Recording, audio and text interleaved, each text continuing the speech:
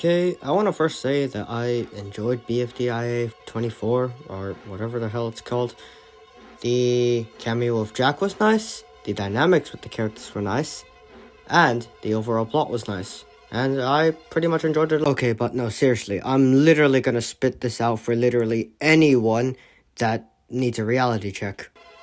I'm alright with the fact Needle and Book got in the final two, and Tennis Ball was eliminated.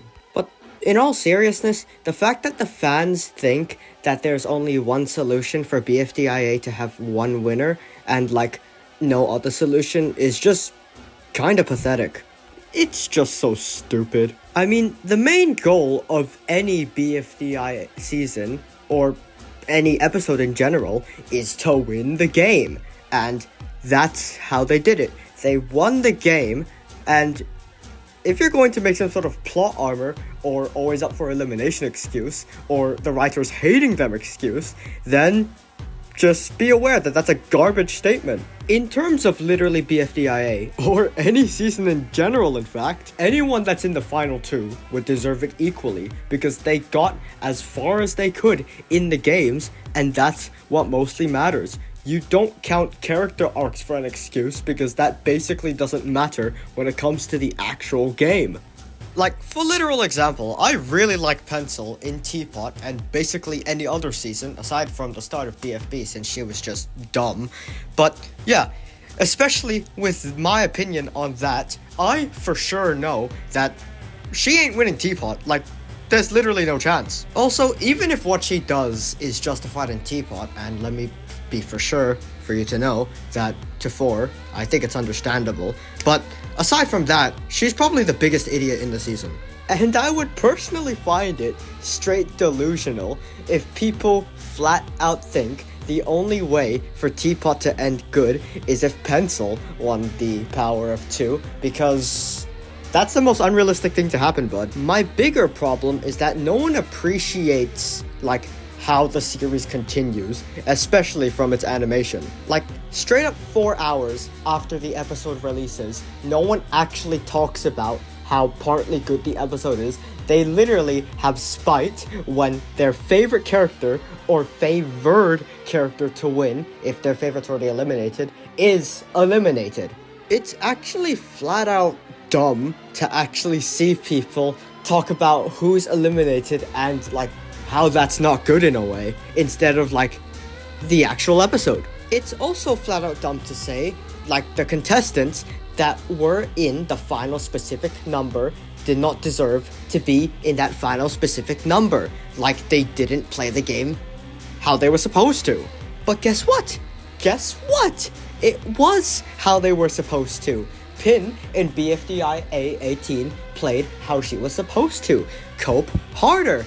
Coiny in BFDIA 19 or 20, I forgot the episode, did what he wanted to do, and it was technically how he was supposed to. He was supposed to make the other contestants not win, and he didn't make Pin win. That is how it goes. Cry harder. Fries is not in the final two in BFDIA, and he will never will be. So, are you gonna cry? I'm not saying that you need to support, everything Jack and Jellify does to, make BFDI and its whole series. In fact, I think Ed's World and Triangle vs. Monkey is better. But the fact that... Wait, is that Dandy? The fact that people are acting like there's only one solution for any BFDI season to end is very stupid. If you're a whiny Tennis Ball fan hoping that Needle was gonna get out, are you gonna cry like this little Or if you're straight up a Book hater, hoping that Book was not going to win BFDIA, and she apparently does later on, you gonna keep crying or what, loser? Same could be said for Needle.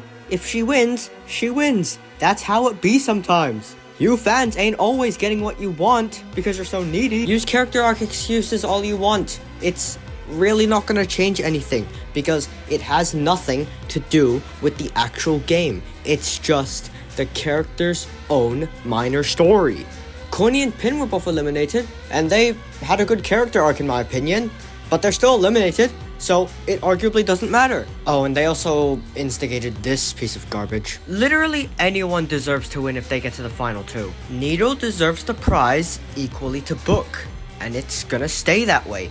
Book deserves the prize equally to Needle, and it's gonna stay that way. There's no character arc garbage, there's no plot armor garbage, there's no always up for elimination garbage, and there is no writer statement garbage that you think the writers hate a certain character. They got to the final two fair and square, and that's how it went.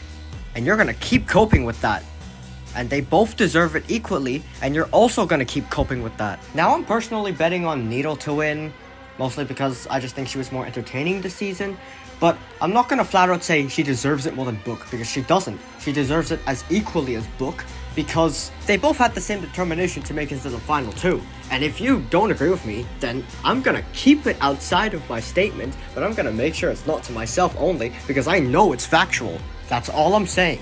They're equals. Whoever else would be in the final two would be an equal, and whoever wins, wins. And it's just because even though they did win, they still deserve it as much as the other equally, because it's mainly based off of how far they gotten and nothing else. Oh, and this was made by a 14-year-old, by the way, so y'all are gonna be salty as hell.